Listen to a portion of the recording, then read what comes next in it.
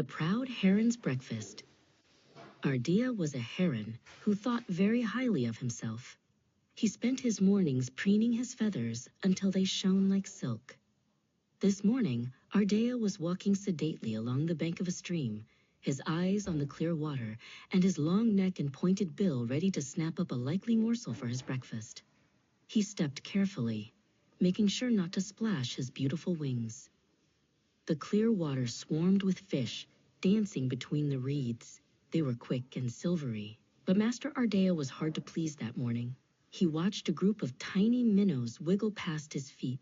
"No small fry for me," he said with a haughty sniff. "Such scanty fare is not fit for a heron as grand as I am."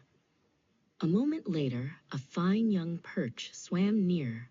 It was much larger than the minnows, with handsome stripes and healthy fins. It was a catch any other bird would be proud of. "No, indeed," said Ardea, lifting his head even higher. "I wouldn't even trouble to open my beak for anything like that. I am waiting for a feast fit for a king." Ardea stood perfectly still, like a statue carved of gray stone. He imagined a giant golden fish swimming by just for him.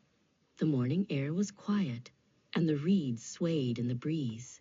Ardea felt very superior as he waited for the perfect meal to arrive.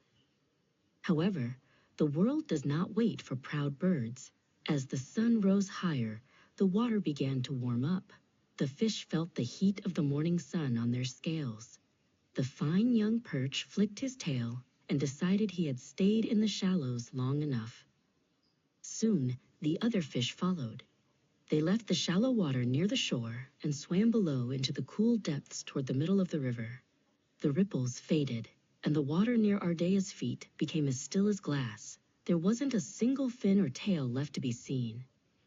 Ardea waited and waited. His stomach began to give a loud, hollow rumble. The grand feast he had imagined was nowhere to be found.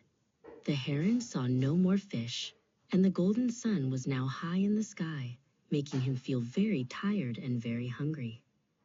He began to search desperately, poking his long beak under old leaves and around smooth river stones. He wasn't looking for a king's feast anymore. He was just looking for anything at all. His pride was disappearing as fast as the morning mist. Suddenly, he spotted a tiny, slow-moving shape on a wet pebble. It was Barnaby the snail, creeping along with his little shell on his back. He was the smallest snack in the entire stream. Ardea didn't hesitate for a second. Very glad was he at last to breakfast on a tiny snail. As the sun reached its highest point, Ardea stood alone on the bank. He was still hungry, but he was much wiser.